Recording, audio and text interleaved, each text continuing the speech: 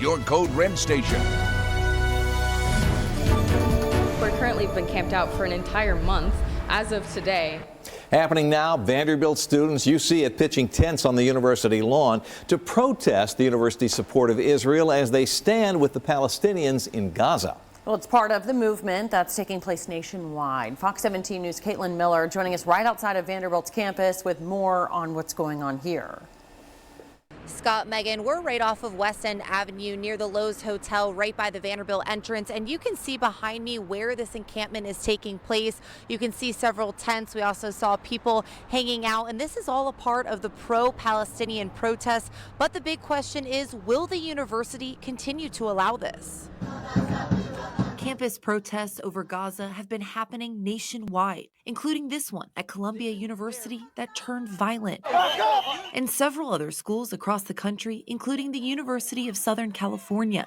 This is also happening in our backyard at Vanderbilt University. I don't think that anything has gone crazy, and also they're just like camping out. Fox 17 News spoke with the organization that set up this encampment called Vanderbilt Divest Coalition, which is a diverse coalition of student organizations. One of the members, Esri Tyler, says they're protesting for two main reasons. We're currently been camped out for an entire month as of today because the administrative repression that we're facing is just so extreme against pro-Palestinian voices. Tyler says the university is allowing this protest, but she adds she and other students were evicted from the campus for sitting in the chancellor's office for 2 weeks.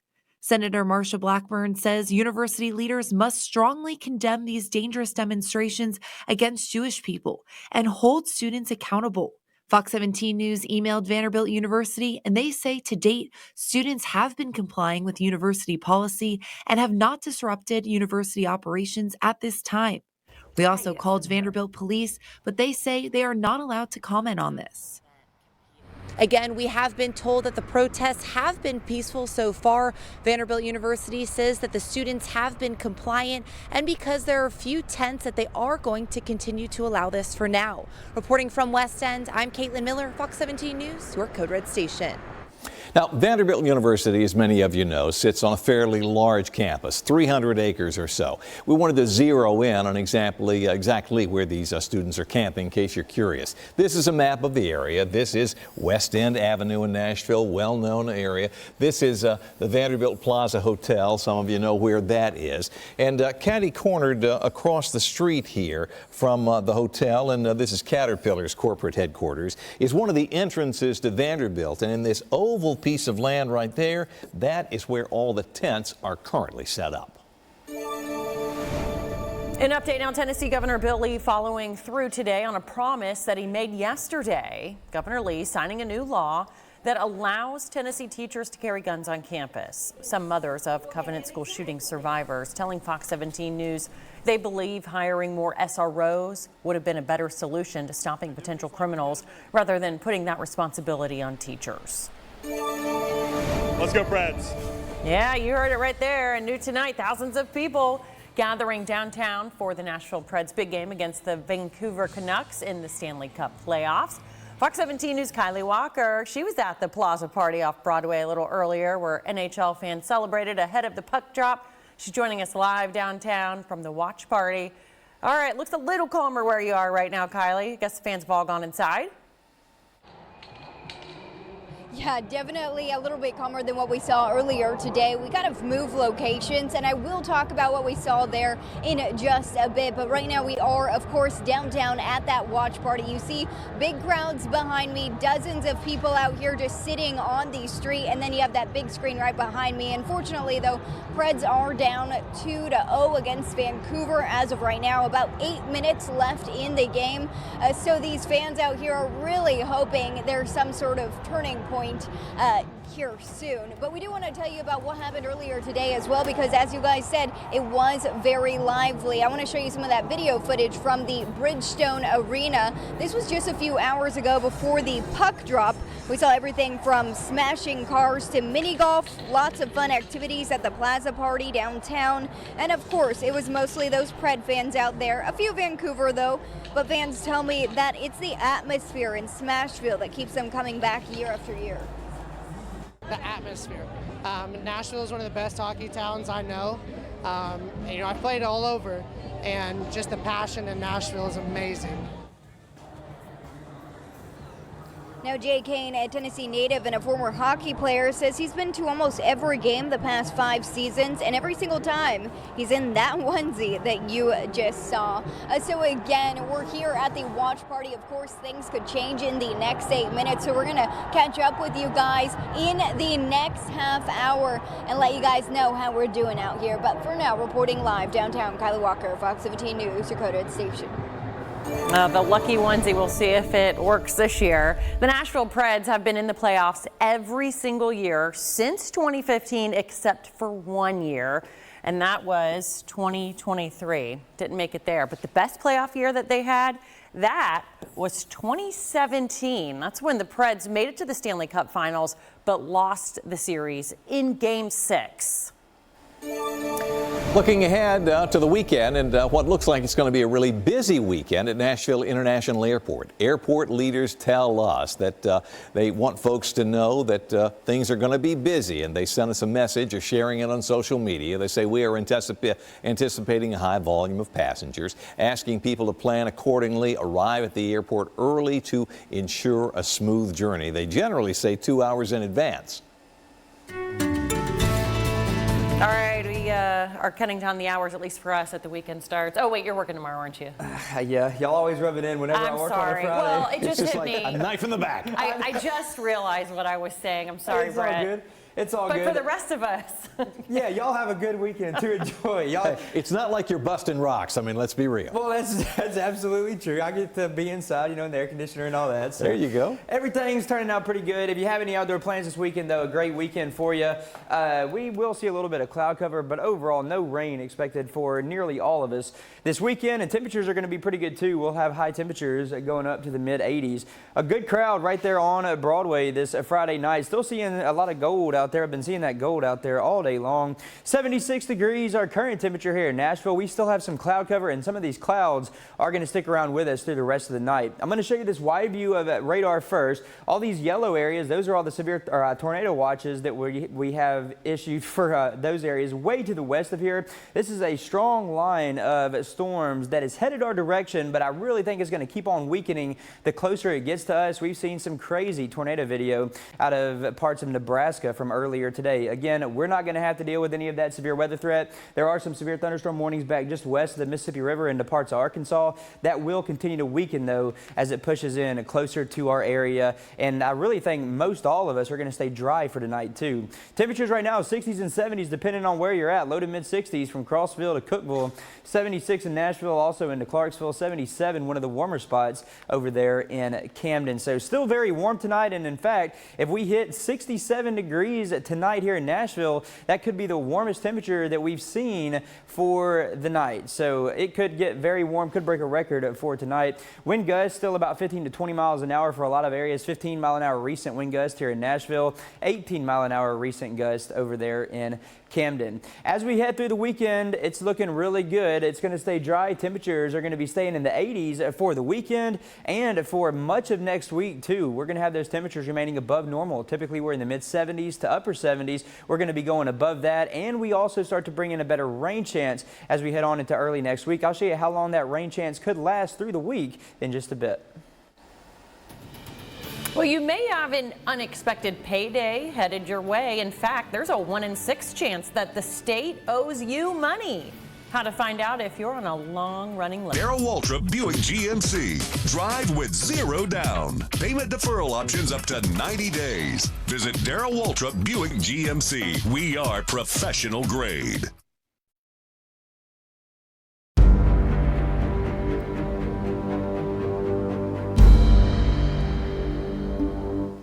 Fox 17 News investigates an alarming trend. Violent criminals free on low or in some cases no bond, only to commit more crimes. State lawmakers are working to protect you and your family, targeting bond issues and working to turn the tide. We're going to give the tools to the judiciary that they need to be able to hold folks accountable and keep our community safe. And then we're going to watch real closely to make sure that they actually do that. So between this session and next session, we expect to see violent crime go down in Tennessee. We expect to see our judges hold these repeat violent felons accountable. Fox 17 News' Dennis Ferrier continues his investigation into this public safety crisis. Monday on Fox 17 News at 9. Well, in the economy, this next story affects, ready for this, 1 in 6 Tennesseans, and there's a very good chance that we're talking to you. Your name could be on a running list of people who have unclaimed property. It's essentially missing money, and the state wants to settle up and write you a check. I'm not kidding. This is real, legit. Right now, there is over. Here we go. Look at all these zeros. I'm still going. $1 billion of unclaimed cash property sitting in a State Department of Treasury account. It is so easy to find out if you're on the list to file a claim. Day in, day out, hardworking Tennesseans punch the clock and bring home a well-deserved paycheck. After all, there are bills to pay, loans to settle, homes to refinance. And while no one likes to get a call from the IRS or a debt collector tracking you down, saying you owe them money, we found a program here in Tennessee and across the country where the exact opposite is happening. ClaimItTN.gov. Unclaimed property is when businesses, organizations have money that belongs to somebody but they can't get it back.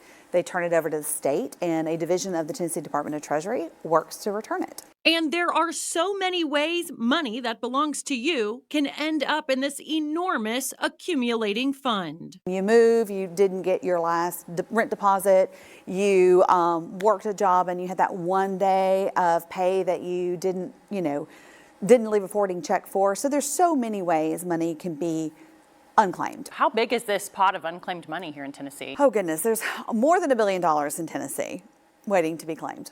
Billion? Billion with a B. After a 3-year dormancy period, businesses turned over unclaimed money to the state. In 2023, over $150 million rolled into the Department of Treasury's Unclaimed Property Fund. Last year, we returned $68.7 million, so the average was about $800, but I would say most claims are somewhere in that $100 to $200 range. It's so easy to find out if your name is on the list. Go to ClaimItTN.gov and click Search for your unclaimed property online. The online portal will show you all matching names you type in, along with other similar last names, which could be family members. If you have 1, 2, 3, 10 claims, all you have to do is go in, you punch the red claim button, you fill in all your paperwork one time, and the system will automatically help you claim all, however many properties that is. And then we'll communicate with you along the way if we need additional information or if everything's approved and we're ready to send you a check. We hit the streets letting people check their names on the new portal. Is that you? No. Are any of those you? No, none of them are me. There's too many people with my name. Anyone else want to check? Darcy Elam struck out. No missing money here. Have you lived anywhere else besides Tennessee? But there's a nationwide database to collectively check all the state portals on one website if you've ever lived out of state. It's missingmoney.com. And when she checked there, that's me. Multiple hits. Does it say how much money? $25 to $50. Under $25. Under $25. Hey, a little bit goes a long way. Back at the office at Fox 17 News, the boss found money. I do have something it looks like in Tennessee. It's a small amount. And so did Fox 17 morning anchor Erica Glover. And maybe Sinclair Broadcasting will give me a raise for pouring money back into the company after finding them find 1, 2, 3, 4 unclaimed property claims totaling almost $1,000. What is the biggest payout that you guys have ever issued? So we've had 2 that were over $1 million, and in both instances they were heir claims. One was for a widow whose husband took out some stock options she didn't know about. They were dormant, turned over to the state, and we helped to return $1.2 million. So out of the $1 billion stacked up at the state, some of that may belong to you. And the good news is there's no expiration date.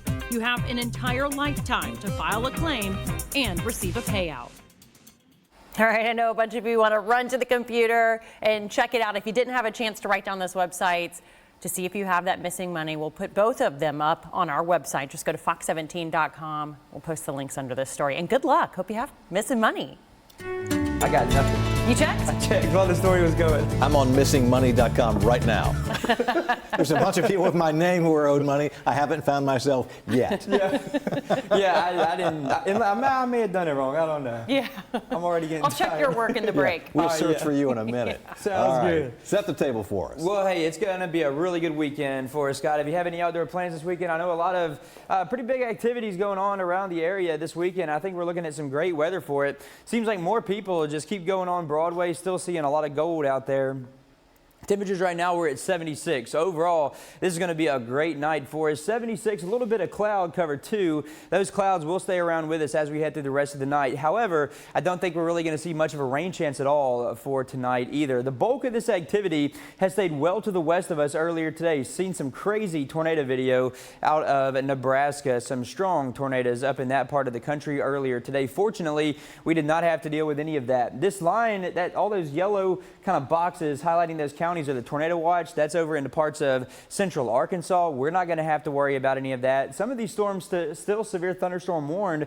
That's going to keep on sliding to the northeast, but as it gets closer to the Mississippi River, I do think that it's going to keep on weakening quite a bit. We're not going to have to worry about any stronger severe weather for us for tonight. Here's one of the events going on, the St. Jude Rock and Roll Marathon. 67, your temperature to start it out around 7 o'clock, 10 a.m., 74, a very mild morning for us. If we hit 67 for the overnight low temperature tonight, that's going to be the warmest low that we've ever had on this night. So a mild morning to start it out. Southerly winds gusting up to about 20-30 miles per hour. And we're going to be staying dry too. Also, the Main Street Festival, downtown Franklin, lower 70s to start it out Saturday and Sunday, 10 o'clock. And then by 2 and 6 p.m., we'll have those temperatures in the lower 80s. Partly cloudy throughout a lot of it. Overall, though, really good. As far as any rain goes for the weekend, I don't think we're really going to see much of it. Those showers and storms that we were looking at west of the river, those are going to keep on moving to the north of our area and just kind of fizzle on out. We're not going to have to worry about any of that. 7 o'clock on Saturday morning, so early tomorrow morning, we are all dry right here. We're going to stay dry through the rest of Saturday too. This is 5 p.m.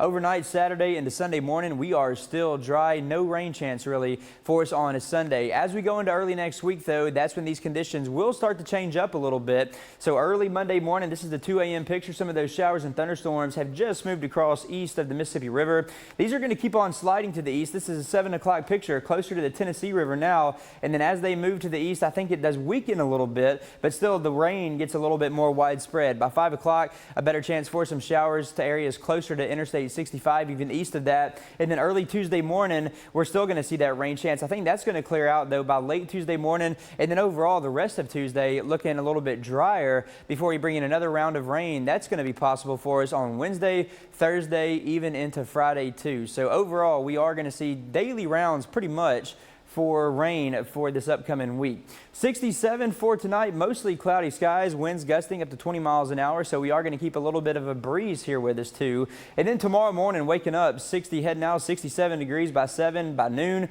we're in the upper 70s, and then by 5 o'clock we could have high temperatures reaching to the mid 80s. New imminent warnings about the crisis at the southern border. I'm Christine Frizzell on Capitol Hill, where some of those warnings are being taken to heart. The Department of Transportation has announced brand new rules to protect. With Lazy Boy. We worked overtime. Now it's TV time. All merchandise 30% off during our end of the month sale. Going on now at all 3 Lazy Boy locations. New fallout tonight from the crisis at our southern border, and it is prompting some Democrats, members of the president's own party, to push him to do something, and also a change of heart from many Americans on how to respond. Well, Fox 17 News' Christine Frizzell has the story. And by the way, we want to know what you think. You can scan the QR code that will appear here shortly on your screen to weigh in. Those on the front lines warn it's a literal embodiment of the challenges we face as a country. A freight train carrying hundreds of migrants now speeding toward the U.S. border as local law enforcement struggles to keep up. This is my 40th year working the border in one aspect or another, and I've seen the good, the bad, and the ugly of this border, and this is the ugliest I've ever seen it. Cochise County, Arizona Sheriff Mark Daniels' concerns echoing through the halls of Congress 2,000 miles away, where 5 moderate Democrats are calling on President Biden to give the Border Patrol the same authority to immediately expel migrants that expired. Lamenting, along with the president, the foreign aid package just signed into law did not include provisions for the border. This year I proposed and negotiated and agreed to the strongest border security bill this country has ever seen. It was bipartisan. It should have been included in this bill. Former Maryland Governor Larry Hogan just back from the border in McAllen, Texas, begging Congress as a whole to stop ignoring the crisis. The Republican candidate for Senate writing in the Washington Times, this is a national security threat that leaders in both parties have failed to take seriously. San Diego, California has just become a new epicenter, with migrants sometimes arriving on the beach while kids are playing. 22 people jumping off. It looked like a military exercise. San Diego city leaders say on Wednesday alone, 2,000 migrants were apprehended. The new reality appearing to change the minds of Americans on the best way to respond. A brand new Axios Harris poll just found a stunning 51% of Americans now support mass deportations of undocumented immigrants. That includes 42% of Democrats. In Washington, I'm Christine Frizzau. During that story, we had a QR code up that would link you to a poll asking whether you support the mass deportation of undocumented migrants. You see 1,385 people weighing in, and an overwhelming majority, more than 88%, say yes, we do. Nearly 12% say no. Our thanks for all who took time to vote.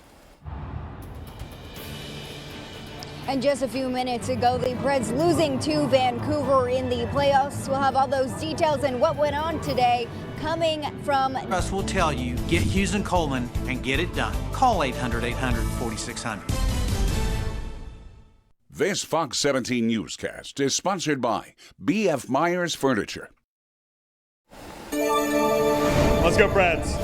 Happening now, folks are fired up. The Nashville Predators, the Vancouver Canucks, Game 3 of their opening round playoff series in Smashville tonight. Fox 17 News' Kylie Walker's live downtown with all the people who couldn't get inside Bridgestone Arena, but they are still trying to root this team to come back and take Game 3.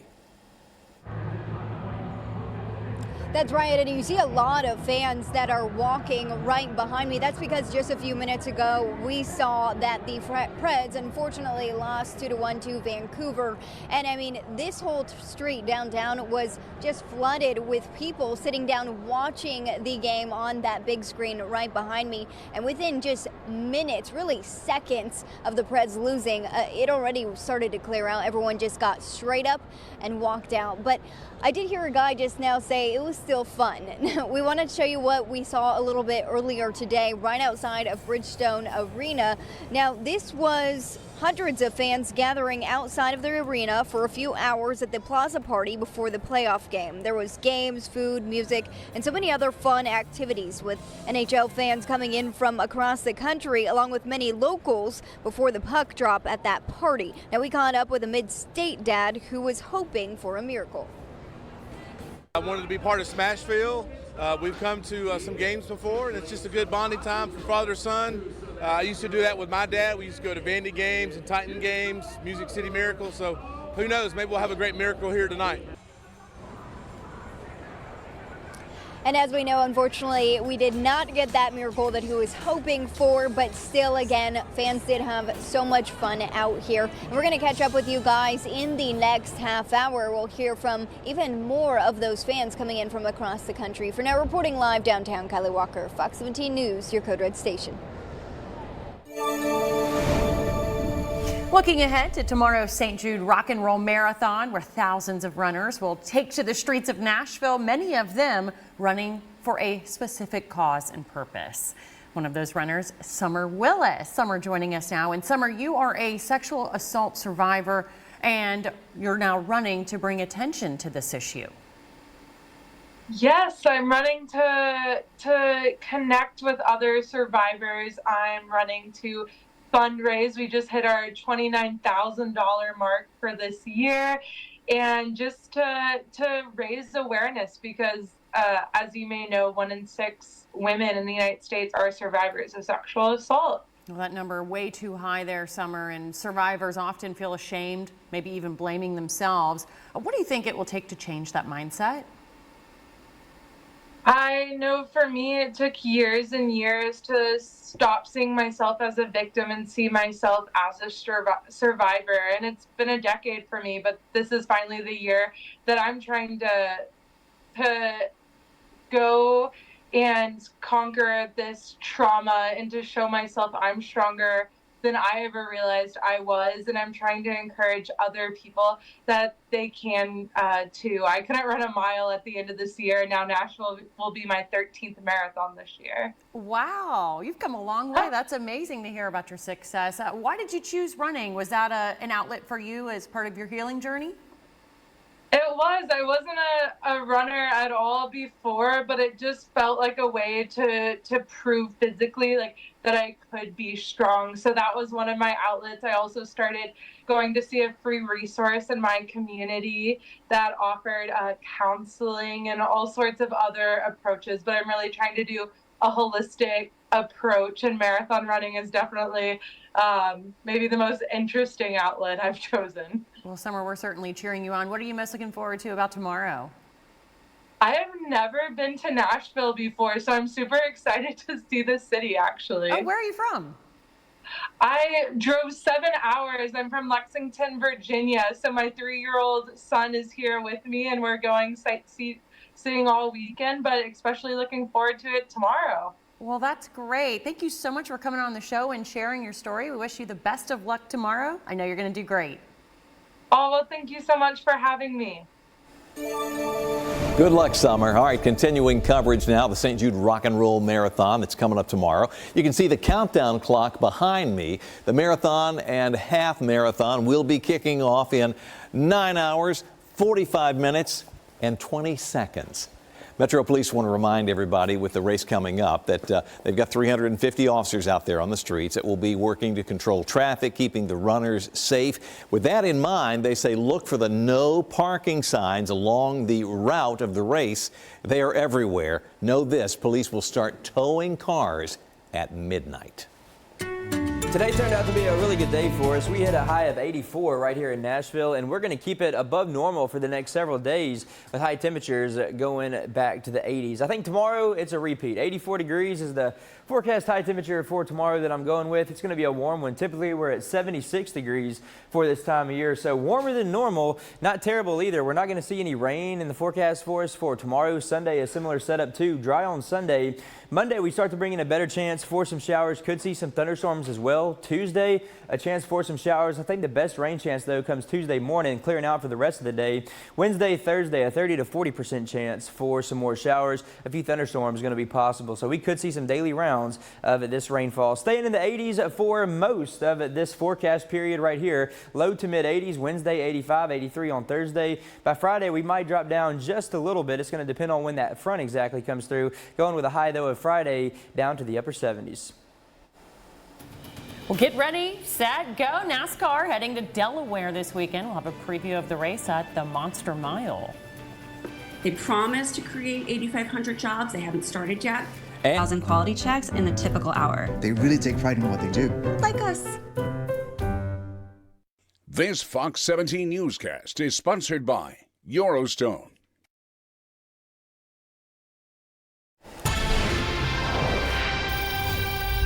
Well, after last weekend's frantic last lap at Talladega Superspeedway, NASCAR heading to the Monster Mile at Dover Motor Speedway in Delaware this weekend. Fox 17 News' Heather Williams has a preview in tonight's backstretch. Now here's a look at some of the headlines you should be keeping an eye on as NASCAR heads to Dover this weekend. Safety is once again a big topic after Eric Jones was injured in a crash at Talladega and will miss this week's race. We have to look at this. We know that there's been some concerns for quite some time with this particular car. The racing as a whole at Talladega is getting mixed reactions, but is there a solution? Honestly, like everybody driving the same stuff really is hard to get any sort of separation, right? So the fastest way around any of these speedways is going to be the shortest way around. So when you're in the bottom line, everybody's going to want to be in the bottom line. It's the track so tricky they call it a monster. So what's the key to taming Dover Motor Speedway, also known as the Monster Mile? Dover is a big test of like who you are as a driver and who you are as a team. It wears on the crew chief because sometimes the strategy is not easy. You have to take some chances sometimes, and you think about tire wear and sometimes fuel mileage. You can watch my full conversation with Kyle Busch and our expert Chris Carrier on the Backstretch podcast, which you can find on Apple Podcasts and on YouTube.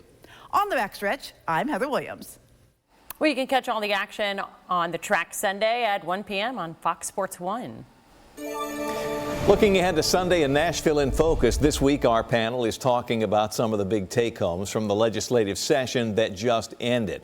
Today, Governor Bill Lee signing a bill into law that will allow Tennessee teachers to go armed at school. But how many teachers will want to carry a gun at school? And how many sheriffs and school boards will sign off to allow them to take on that responsibility? I don't think anybody would go out hunting. I think they would wait, and if somebody were to get in there, then they would try to defend the room at that time. But again, I don't think there are going to be many that take advantage of it. If there are, it's going to be in small rural counties. But most of those seem to already have officers or SROs or sheriff's department or something in their school. So it may be much ado about nothing. Other topics this week include the future of school vouchers after failing to pass in this session, challenges to State Representative Justin Jones' re-election petition, and the future of the East Bank Development Authority. That's Sunday morning at 6:30 and Sunday night at 10:30 on Nashville in Focus. We're still seeing a few strong thunderstorms back west of the Mississippi River. That's going to keep on heading our direction, but it's going to weaken before it reaches us, and that'll leave us with a very nice weekend. I'll show you when that next rain chance comes here in just a bit. Also ahead, economic incentives for businesses. Proof Tennessee taxpayers don't always get what they pay for. New controversy at Columbia University as 9% for 60 months on a new Pathfinder or Altima. Plus, get a lifetime warranty. MatthewsNissan.com. This Fox 17 newscast is sponsored by Electronic Express. We make it happen. It's your money, and tonight our partners at the watchdog group OpenTheBooks.com are looking at the dollars the state gives businesses as an incentive to either expand or relocate to Tennessee. In the past 5 years, the state of Tennessee has spent $500 million on these types of grants. $100 million of that has gone to companies right here in Nashville. Now, software giant Oracle got $65 million toward this for its new East Bank corporate compound. It is still in the works, and it promises 8,500 new jobs in the next decade, but similar investments by the state have been a bust. Smile Direct Club, they got over $10 million. Same thing for job training, for economic development. And just last year, late last year, they filed for bankruptcy. So they're closing up shop in Nashville.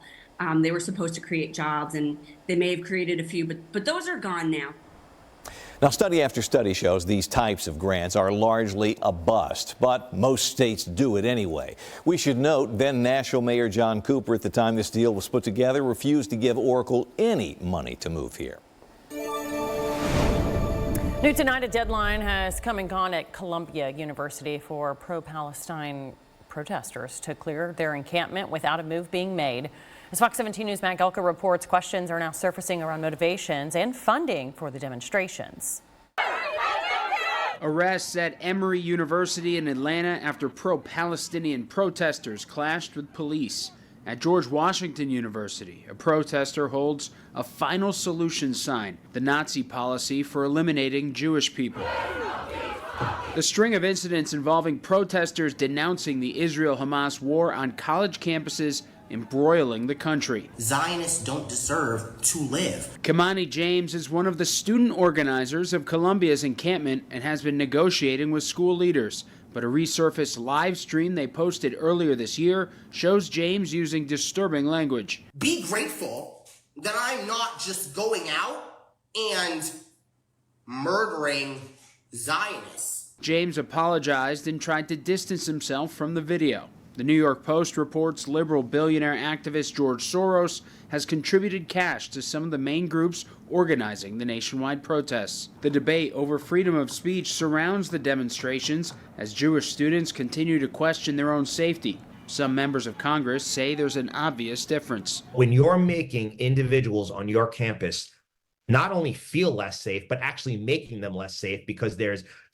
getting spit on and they're getting punched and kicked. There's a fine line, again, between that freedom of speech and committing a crime. One of the country's largest Islamic civil rights groups says the anti-Semitic incidents are inappropriate, but stem largely from outside agitators, not the student-led movements. Large numbers of Jewish students are not only at these protests, but leading these protests and even holding religious Jewish ceremonies at these protests. So the notion that these students are in any way targeting other Jewish students is ridiculous. Pro-Israel advocates are questioning why students like James, with a history of anti-Jewish statements, are leading the negotiations meant to end the protests at Columbia.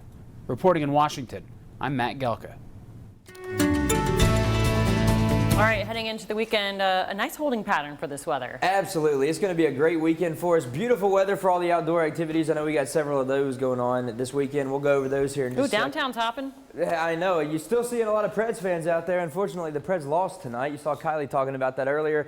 A lot of fans, though, still out on Broadway, and it is great weather if you have any outdoor plans late tonight on this Friday night. 76 degrees. That's our current temperature right here in Nashville. We are still dry, too. Not really seeing any sort of rain going on right here in the Nashville area. That's still back just west of us, west of the Mississippi River. We still have some showers and thunderstorms going on out that direction, too. We've had tornado watches in effect west of the Mississippi River. The good news, though, we're not going to have to deal with any sort of severe weather threat for us for the rest of the night. It is going to stay pretty much all dry here. These storms that you're seeing out in Arkansas, once those get closer to the Mississippi River, those are going to start to weaken up quite a bit, and by the time it pushes into our viewing area, pretty much all of that has fizzled on out. St. Jude Rock and Roll Marathon going on early tomorrow morning, 7 a.m., 67, a very mild start. This is the temperatures for right here in Nashville. 74 at 10 a.m. We are going to be a little bit breezy too, and we're going to stay breezy for much of Saturday and Sunday. Winds gusting out of the south around 20 to 30 miles an hour, but we will be staying dry. Saturday and Sunday for the Main Street Festival in downtown Franklin, lower 70s by 10 a.m. each morning.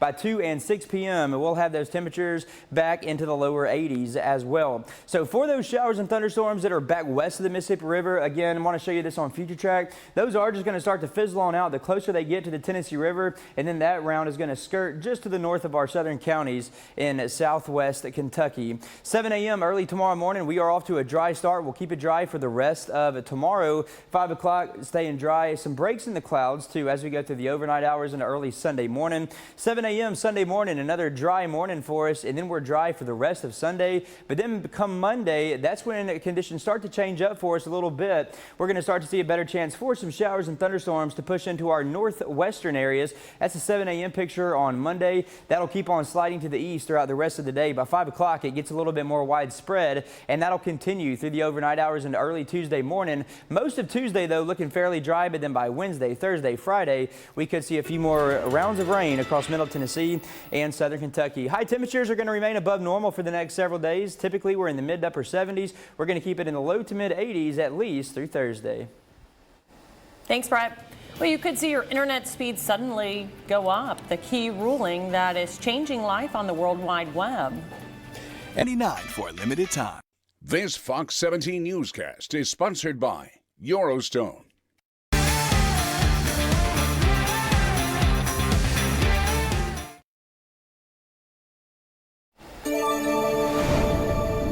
Well, in consumer news, a federal agency restores rules for internet providers that will impact how you use the web. Well, the FCC has restored net neutrality for internet service providers by a 3-2 vote, with Democratic members favoring it and Republican members opposing it. The new rules require internet providers to treat all internet traffic equally and restrict companies from bottlenecking certain sites or apps. Now, these rules also prevent providers from reserving higher speeds that customers need to pay extra for to get around intentionally slowed down internet. This measure was first issued back in 2015, but was repealed by the FCC 2 years later. Up next, the special event being held tonight for missing Sumner County teenager Sebastian Rogers. Confident because Pella offers the Pella Care Guarantee, which covers the product and installation. They perform over 7,000 quality checks in the typical hour. They really take pride in what they do. Like us.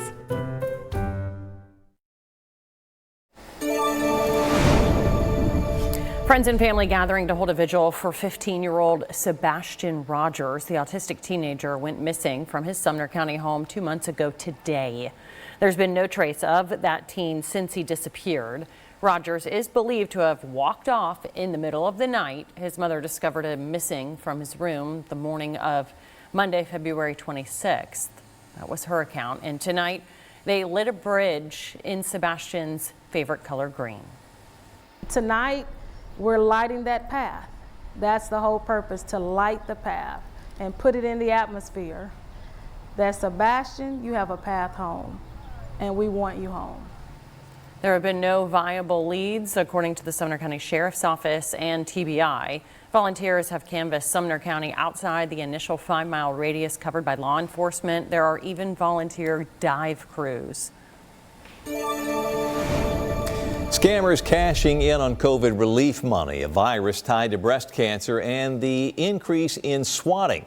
Cheryl Atkinson with all that and more in a preview of this Sunday's Full Measure. Coming up this week on Full Measure, we follow the money with a growing toll of your taxpayer dollars paid out to con artists and scamsters. A top watchdog hunting down the crooks will add up the astonishing numbers, and we'll tell you about some of the most outrageous cases and what the thieves bought. Police department, A potentially dangerous attack called swatting is becoming more common. Lisa Fletcher explains what that is and speaks with a U.S. senator who was a target. And a renowned breast cancer surgeon talks about something you probably never heard about before, though it was discovered decades ago, a breast cancer virus. All this week on Full Measure. That's Full Measure Sunday morning at 7:30 and Sunday night at 11 p.m. right here on Fox 17. And were the Preds able to hold off Vancouver to take Game 3? We'll have all those details coming up. This is Fox 17 News at 10, your Code Red station.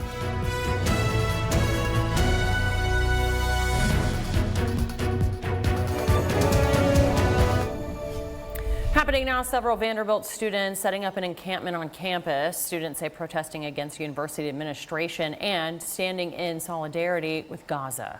Now, it's a movement that is taking place nationwide. For the past month, protesters have been sleeping in tents on the lawn here at the main entrance at the Vanderbilt University campus just off West End Avenue. It's right across the street from the Caterpillar headquarters building next to the Vanderbilt Plaza Hotel. To date, students tell us Vanderbilt protests in support of the Palestinians in Gaza have been peaceful. Well, a student that we spoke with protesting says the university is allowing this protest, but she adds that she and other students were evicted from campus for sitting in the chancellor's office for 2 weeks. Other students are now weighing in. I live right near Columbia, so there they have been inciting violence, and that shouldn't be allowed. But if people are just saying what they want to say, I think that is okay. Senator Marsha Blackburn says university leaders must strongly condemn these dangerous demonstrations against Jewish people and hold students accountable. Fox 17 News emailed Vanderbilt University, and they say to date, students have been complying with university policy and have not disrupted university operations at this time. Now, Vanderbilt University is a fairly large urban campus, about 300 acres, mostly between West End Avenue and 21st Avenue. We want to show you exactly where the protest is being centered. This is West End Avenue. Everybody knows that. Here's the Vanderbilt Plaza Hotel, Caterpillar headquarters next door. Right sort of across the street from that is primarily the entrance from Vanderbilt, sort of its face to the world off of West End. And it's in this grassy area right here that the protesters have been camping out in tents now for a month. Well, earlier in our newscast, we told you about our X poll asking the question, do you agree with Vanderbilt University allowing pro-Palestinian protesters to camp on campus? And we've had inching up closer to 500 votes here. 84.9% say no, 15.1% say yes. Each night, look for a brand new poll on our X page that you can participate in. Thanks for voting. And by the way, coming up here on Fox 17 News at 10:15, how colleges across the country are cracking down on these protests. Let's go, Preds. All right, it's playoff time here in Smashville. Fans lining the streets downtown. Tonight, they are partying it up ahead of Game 3 with the Preds and the Vancouver Canucks tied 1 game each heading into tonight's matchup. Fox 17 News' Kylie Walker live downtown at the Preds watch party with a look at Preds fever. That's right. Well, Preds were able to gain that score in the last 3 minutes of the game, but unfortunately, they ended up losing to Vancouver 2-1 in the end. We're at the watch party downtown. Now, the streets behind me were just packed with people that were watching the game on the big screen. Those were all the people that didn't make it into the arena, but still wanted to watch the game. It was really great vibes out here until that loss, and then we saw everyone just pick up and go within seconds. I still heard people as they were walking out, though, saying it was still a lot of fun. We were also right outside of the arena earlier today for the Plaza Party. We want to show you some of that video from earlier today because that's where it was a little bit crazy. That's where fans came from all across the country, with one Florida fan driving hours overnight to get to Smashville, despite the fact that his youth baseball coach has a tournament in Georgia tomorrow. He says that nothing was going to stop him from missing this. Super excited. Drove 6 hours last night, driving 4 after the game. Probably get like 3 hours of sleep tonight, but it's going to be worth it for sure, 100%. Fine says this is only his second time in Nashville, but he's fallen in love with the atmosphere and plans to make this a tradition. And down but not out, game 4 of the series is going to be on Sunday. Puck drop at 4 p.m. We're going to have our crews here as that playoff fever continues. So stay with us this weekend. We'll have all of those updates from downtown. It's going to be a lot of fun, just like today was, at least before that loss, of course. For now, reporting downtown, Kylie Walker, Fox 17 News, your Code Red Station. Well, it looks like Kylie's had a fun day today. She was out there earlier before the game started, and it was a lot of excitement in the air. Unfortunately, the Preds did lose tonight, but still great weather if you have any outdoor plans for later on tonight. It's Friday night. A lot of people still out there on Broadway. Lots of Preds fans on Broadway right now, too. It's 76 degrees right here in Nashville. Still seeing the clouds, and we are going to stay a little bit on the cloudy side as we head through the rest of the night. Not really expecting much of a rain chance, though. We've had tornadoes out well to the west of us, up there in parts of Nebraska. Still seeing some wild video of the tornadoes that we had develop up in those areas. Tornado watches were those areas that you saw in yellow back west of the Mississippi River, but this whole line, it is still weakening, and it's weakening fairly quickly too. So by the time it hits the Mississippi River or so, it is going to be very weak, and it just keeps on fizzling out. We're not going to have to worry about any sort of bad weather tonight, and really not even any rain tonight either. I think we're going to stay pretty much all dry. 60s and 70s for most locations. We are looking at a warm night ahead, a little bit breezy still too. Winds gusting around 10 to 15 miles per hour. That's going to be the story for us this weekend. It'll be a warm and breezy, also dry weekend. Rain is in the forecast though for next week. I'll show you when it arrives in just a bit. In Operation Crime and Justice, Metro Police arrest a convicted felon with a long criminal history after they say he kidnapped and raped an Amazon delivery worker this morning. Here's what we know. Police say 34-year-old Carl Hamilton forced the victim into a Nashville apartment mailroom. They say he sexually assaulted her, then forced the woman to drive to an ATM and take out $100, which he took.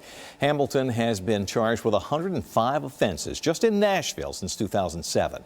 He now is facing aggravated rape, aggravated kidnapping, and robbery charges.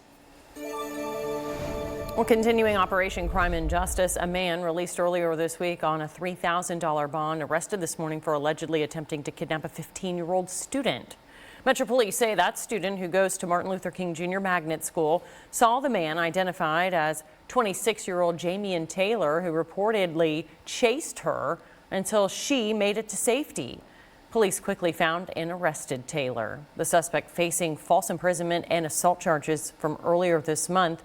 He was released on a $3,000 bond Tuesday. That bond is now set at $75,000. It has now been 2 months to the day since 15-year-old Sebastian Rogers disappeared from his home in Sumner County, not far from Beach High School. There was a vigil in his honor and memory tonight. Those who gathered lit up the bridge at Memorial Park in the middle of Hendersonville. It's all lit up in green, as you see. That was Sebastian Rogers' favorite color. The vigil included a silent prayer and 2 minutes and 26 seconds, symbolizing February 26th, the date that Rogers disappeared. The goal is to make sure that Sebastian's name gets around. I've talked to some of my neighbors who don't watch the news. They do not have social media. And we were a month in, and they didn't know that Sebastian was missing. So it is very important to just continue to get his name out. And we are trying to do our part in that effort. Several large-scale searches have taken place, including local, state, and federal law enforcement officials, including the FBI and Secret Service. So far, however, no sign of Sebastian Rogers.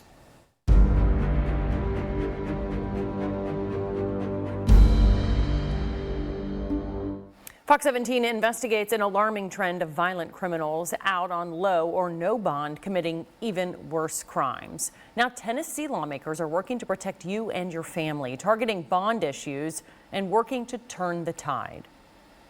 We're going to give the tools to the judiciary that they need to be able to hold folks accountable and keep our community safe. And then we're going to watch real closely to make sure that they actually do that. So between this session and next session, we expect to see violent crime go down in Tennessee. We expect to see our judges hold these repeat violent felons accountable. Fox 17 News' Dennis Ferrier continuing his investigation into this public safety crisis. That's Monday on Fox 17 News at 9. Red Station alerts, empowers, protects. This Fox 17 newscast is sponsored by Tennessee Home Buyers.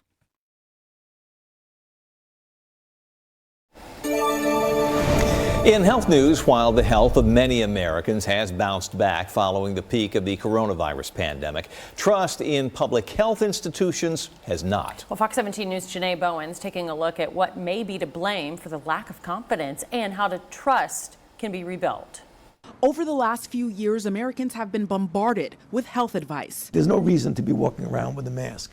Back in March 2020, Dr. Anthony Fauci, now the former director of the National Institute of Allergy and Infectious Diseases, said masks weren't needed days before the COVID-19 pandemic was declared. He reversed course shortly after and has admitted, when it came to the implementation of public health, the uniformity of a response, the communication, the ability to get data in real time, we really fell very short. Republican Senator Ron Johnson blasted Fauci earlier this month. Nothing we did during COVID made sense whatsoever. And a new global Edelman Trust Barometer survey shows trust in health institutions is declining. Fears about the politicization of medical science have increased, rising 13 percentage points in the past year to 64%. And according to Pew, more than a quarter of Americans now say they have not too much or no confidence in scientists to act in the public's best interests. That's up from just 12% in April 2020. I am concerned that the next time there'll be less people tuning in. Dr. Anand Parekh, chief medical advisor for the Bipartisan Policy Center, says communication needs to be improved. I think we need to more clearly describe what we know and what we don't know. And with many questioning mandates for masks, vaccines, and closures, former CDC Director Dr. Tom Frieden recently wrote, mandates must be rare, appropriate, nuanced to time and place, and led by local decision makers. Faced with identical epidemiologic data, two communities may decide differently about whether and when to close schools, businesses, and public gatherings and activities. That's appropriate. Frieden says empowering communities to make decisions about mandates is essential in rebuilding trust in public health. In Washington, I'm Janae Bowens.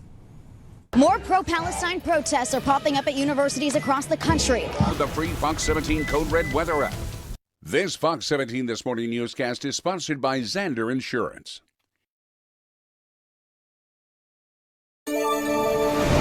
Southwest Airlines is shutting down operations at 4 airports. The carrier is also cutting 2,000 jobs in an effort to improve their financial performance. The airports are Bellingham International Airport in Washington State, Cozumel International Airport in Mexico, George Bush Intercontinental in Houston, and Syracuse Hancock International Airport. Southwest will receive only 20 planes from Boeing this year, which is lower than the 46 they expected in March.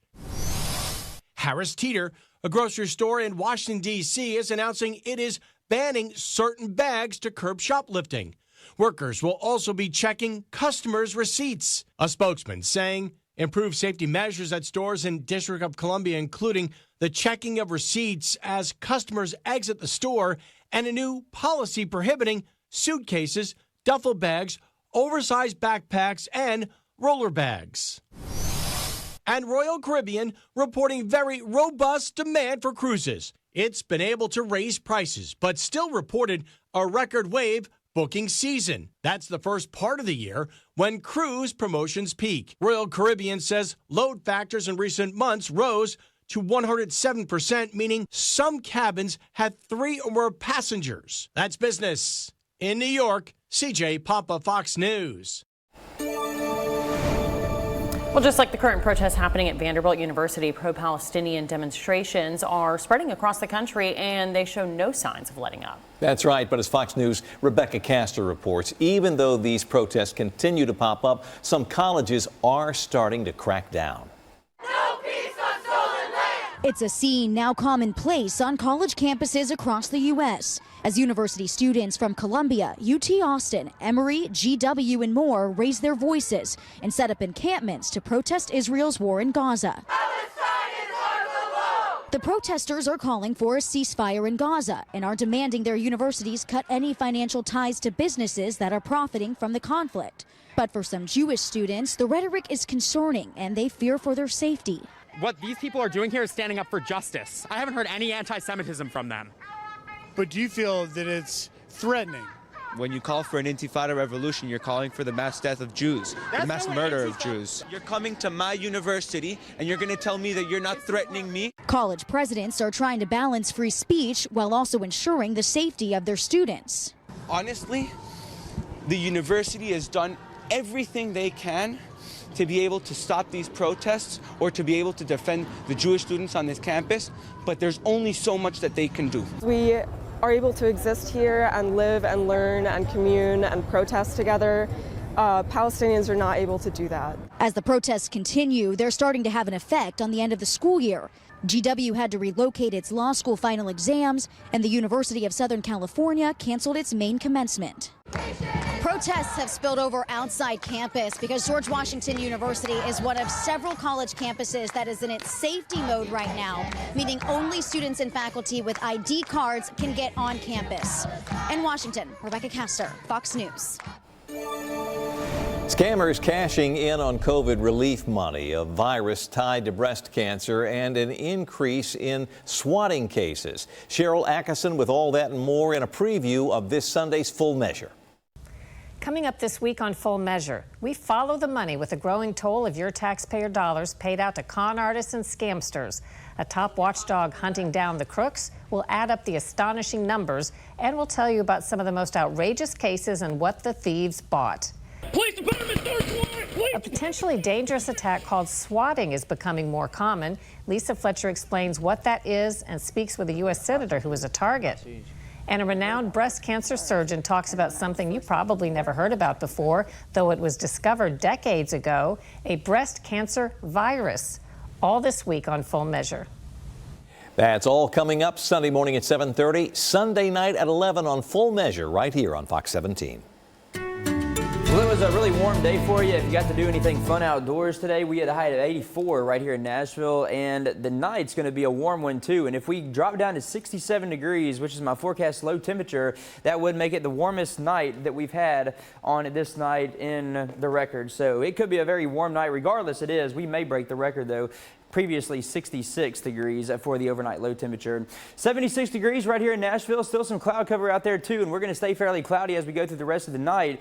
We do have some showers, a few thunderstorms still back west of the Mississippi River. That's that whole line that was heading our direction, and it's still trying to head our direction, but by the time it reaches the Mississippi River, it's just really going to start to die on out. This has really weakened. We've seen some strong tornadoes in other parts of the country, but fortunately, we're not going to have to deal with any of this. It'll keep on getting weaker the closer it gets to us, and most areas, I think if not all areas, are going to stay totally dry for tonight. So overall, a really good night for you, a warm night. St. Jude Rock and Roll Marathon tomorrow morning by 7 o'clock, 67 degrees for your temperature. By 10 a.m., we'll be at 74. It's going to be breezy tomorrow morning, and we'll stay breezy throughout the rest of the weekend. Winds gusting between 20 and 30 miles per hour. Main Street Festival in downtown Franklin this weekend, Saturday and Sunday morning, starting it out in the lower 70s, and it's going to warm on up as we head through the rest of the day. Temperatures in the lower 80s throughout most of the afternoon and early early evening hours too in Franklin. As far as the rain chance goes for the rest of the night, like I've been talking about, that line is just going to kind of die on out. Most of us seeing dry conditions through the overnight hours. Tomorrow morning, we're going to start it out dry, and then we'll stay dry through the rest of tomorrow.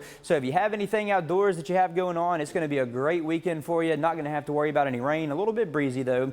Sunday morning, 7 o'clock, dry across Middle Tennessee and Southern Kentucky. Maybe a small pop-up shower at best, but overall very dry for the weekend. The best chance for rain is going to arrive by Monday. We're going to start to see some of those showers and thunderstorms move in from the northwest. They're going to be pushing in closer to the Tennessee River early Monday morning. That'll get more widespread as we head through the rest of Monday, and then overnight, Monday night into Tuesday morning, still a chance for some showers. Most of this rainfall that we get on Tuesday, that's going to come through Tuesday morning. Tuesday afternoon and evening, I think, are looking drier. We might even see some of those clouds clear on out of here for Tuesday. Wednesday morning, another round of rain moves in, and that rain chance is going to stick around with us off and on into Thursday and Friday as well. A warm night for us, 67 degrees. The overnight low temperature tonight, we'll keep it in the low to mid 80s for the next several days. Might drop down to the upper 70s by Friday, but overall warmer than normal every single day on your 7-day forecast. A 30% chance for showers and thunderstorms Monday, Tuesday, Wednesday. Bumps up maybe just a little bit. It's 30% off during our end of the month sale, going on now at all 3 Lazy Boy locations. This Fox 17 newscast is sponsored by the Nashville Preds. In sports, after last weekend's frantic finish down at Talladega, the stars of NASCAR shift to Dover, Delaware, and the high banks there at the Monster Mile. Fox 17 News' Heather Williams has a preview of Sunday's race and tonight's backstretch. Now here's a look at some of the headlines you should be keeping an eye on as NASCAR heads to Dover this weekend. Safety is once again a big topic after Eric Jones was injured in a crash at Talladega and will miss this week's race. We have to look at this. We know that there's been some concerns for quite some time with this particular car. The racing as a whole at Talladega is getting mixed reactions, but is there a solution? Honestly, like everybody driving the same stuff really is hard to get any sort of separation, right? So the fastest way around any of these speedways is going to be the shortest way around. So when you're in the bottom line, everybody's going to want to be in the bottom line. It's the track so tricky they call it a monster. So what's the key to taming Dover Motor Speedway, also known as the Monster Mile? Dover is a big test of like who you are as a driver and who you are as a team. It wears on the crew chief because sometimes the strategy is not easy. You have to take some chances sometimes, and you think about tire wear and sometimes fuel mileage. You can watch my full conversation with Kyle Busch and our expert Chris Carrier on the Backstretch podcast, which you can find on Apple Podcasts and on YouTube. On the Backstretch, I'm Heather Williams. Heather, thank you. And you can catch all the action in the Worth 400 Sunday, 1 p.m. on Fox Sports 1. It is a national event called Strolling Thunder. I'm Liz Bonus. Meet an outstanding group of moms, and we'll share what their message is all about. It is just ahead. And it's shaping up to be a really nice weekend for us. We are going to start to increase that rain chance, though, for... Took 189 pizzas and 52 all-nighters. The meticulously refined Tiguan. Get 0% APR financing or a $2,000 customer bonus on a new 2024 Tiguan during the Volkswagen 75th anniversary sales event. In your health news tonight, moms from every state are trekking on to the nation's capital to raise awareness about child care support. Fox 17 medical reporter Liz Bonus takes a look at what one group is calling for when it comes to caring for young children. Hey there, everybody. These babies, part of what's called Strolling Thunder. Their families hope to raise awareness of what's needed to raise a healthy child, and especially what's needed for child care support. It's very complex for me as a mother because I want to look for not only the academic aspect of the child care, but also the social, emotional development piece of it. Shantae Walker's son, Vontez, is now a year old. She's the voice representing the state of Ohio next week at Strolling Thunder. As these photos provided by Strolling Thunder show, she'll join mothers from every state who are bringing their babies in strollers to the District of Columbia on April 30th. To help everybody understand how important child care is. The mothers are part of a movement brought together by a group called 0 to 3. They partner with pediatricians for a program called Healthy Steps. So we know that brains grow faster between birth and 3 than at any other time in life. Dr. Rahil Briggs says Strolling Thunder is about telling Congress that kids under 3 need high-quality, affordable child care, paid leave for all families, and the return of the enhanced child tax credit. She says when children don't have quality child care, it ups the odds of health risks. And they're at risk for poor outcomes in development, at risk for poor outcomes in physical health. And that, she says, reduces the odds a child will have a healthy future. As for why policies should support child care, much in the way we support college costs, there's absolutely no time in life more important than the first 3 years of life to get it right. Shantae, who's the mother of 4, told me she pays $240 a week right now just for Vontez in childcare. So I feel like that's my ask when I go to Congress. It's just to try to make child care more affordable, try to make it so families of middle-class citizens can get child care vouchers if needed, because we all got to work every day. We do plan to follow up. We'll share what happens next week with these moms on a mission with your health news. I'm Liz Bonus reporting. Oh, I guess it's right on me. All eyes on you, buddy. All right, well, hey, We it's have going to great be expectations.